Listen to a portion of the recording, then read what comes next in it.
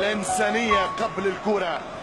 هذا الإنسان الكبير وهذا القلب الكبير، على عكس ما يتهم وتراه أنه متكبر.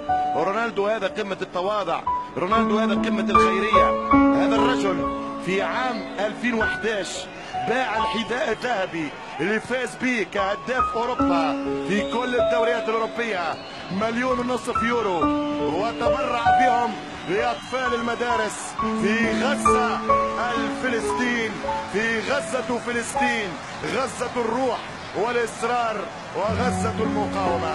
هكذا هي حسابات الكره، هكذا هي تعاملات الكره. لم يرتضي منها شعبيه في وطننا العربي الكبير، اعتقد يعني ما عملش سينما في رايي.